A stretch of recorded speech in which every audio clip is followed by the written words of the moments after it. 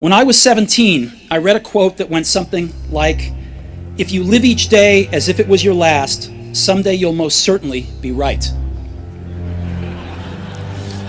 It made an impression on me, and since then, for the past 33 years, I've looked in the mirror every morning and asked myself, if today were the last day of my life, would I want to do what I am about to do today? And whenever the answer has been no for too many days in a row, I know I need to change something. Remembering that I'll be dead soon is the most important tool I've ever encountered to help me make the big choices in life. Because almost everything, all external expectations, all pride, all fear of embarrassment or failure, these things just fall away in the face of death, leaving only what is truly important. Remembering that you are going to die is the best way I know to avoid the trap of thinking you have something to lose. You are already naked. There is no reason not to follow your heart. About a year ago, I was diagnosed with cancer. I had a scan at 7:30 in the morning, and it clearly showed a tumor on my pancreas. I didn't even know what a pancreas was. The doctors told me this was almost certainly a type of cancer that is incurable, and that I should expect to live no longer than 3 to 6 months. My doctor advised me to go home and get my affairs in order, which is doctor's code for prepare to die. It means to try and tell your kids everything. You thought you'd have the next 10 years to tell them in just a few months. It means to make sure everything is buttoned up so that it will be as easy as possible for your family. It means to say your goodbyes. I lived with that diagnosis all day. Later that evening, I had a biopsy where they stuck an endoscope down my throat, through my stomach and into my intestines, put a needle into my pancreas and got a few cells from the tumor. I was sedated, but my wife, who was there, told me that when they viewed the cells under a microscope, the doctors started crying because it turned out to be a very rare form of pancreatic cancer that is curable with surgery. I had the surgery, and thankfully, I'm fine now.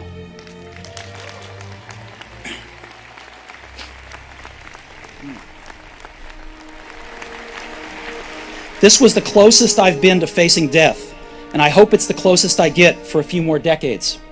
Having lived through it, I can now say this to you with a bit more certainty than when death was a useful but purely intellectual concept. No one wants to die. Even people who want to go to heaven don't want to die to get there. And yet, death is the destination we all share. No one has ever escaped it. And that is as it should be, because death is very likely the single best invention of life. It's life's change agent. It clears out the old to make way for the new. Right now, the new is you. But someday, not too long from now, you will gradually become the old and be cleared away. Sorry to be so dramatic, but it's quite true. Your time is limited, so don't waste it living someone else's life. Don't be trapped by dogma, which is living with the results of other people's thinking. Don't let the noise of others' opinions drown out your own inner voice. And most important, have the courage to follow your heart and intuition. They somehow already know what you truly want to become. Everything else is secondary. I was lucky. I found what I loved to do early in life. Woz and I started Apple in my parents' garage when I was 20. We worked hard, and in 10 years, Apple had grown from just the two of us in a garage into a $2 billion company with over 4,000 employees. We just released our finest creation, the Macintosh, a year earlier, and I just turned 30. And then I got fired. How can you get fired from a company you started?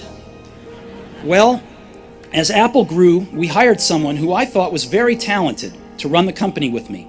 And for the first year or so, things went well. But then our visions of the future began to diverge, and eventually we had a falling out.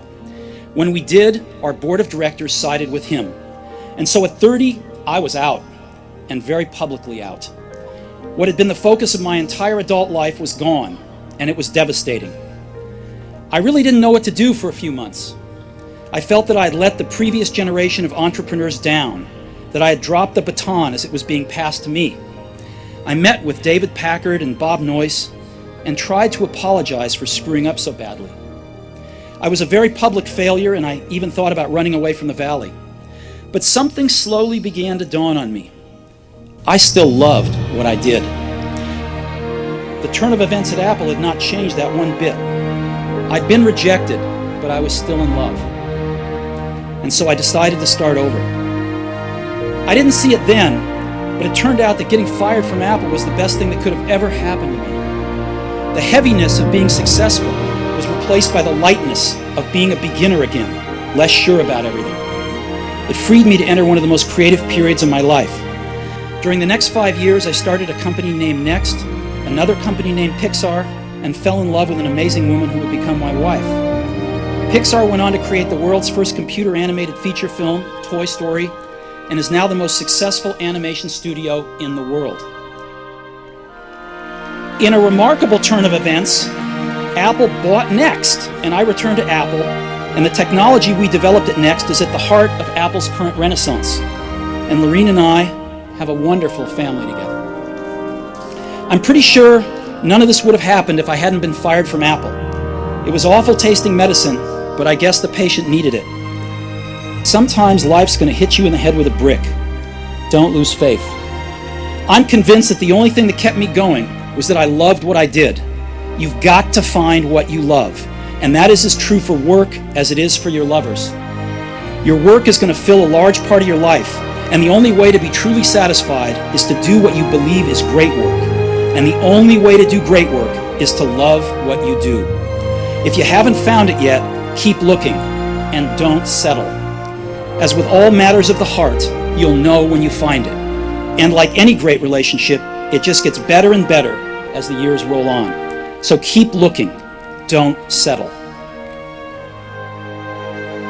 When I was young, there was an amazing publication called the Whole Earth Catalog, which was one of the Bibles of my generation. It was created by a fellow named Stuart Brand, not far from here in Menlo Park, and he brought it to life with his poetic touch. This was in the late 60s, before personal computers and desktop publishing, so it was all made with typewriters, scissors, and Polaroid cameras. It was sort of like Google in paperback form 35 years before Google came along. It was idealistic, overflowing with neat tools and great notions. Stuart and his team put out several issues of the Whole Earth Catalog, and then, when it had run its course, they put out a final issue. It was the mid-1970s, and I was your age. On the back cover of their final issue was a photograph of an early morning country road, the kind you might find yourself hitchhiking on if you were so adventurous. Beneath it were the words, "Stay hungry, stay foolish." It was their farewell message as they signed off. Stay hungry, stay foolish. And I have always wished that for myself. And now, as you graduate to begin anew, I wish that for you. Stay hungry, stay foolish. Thank you all very much.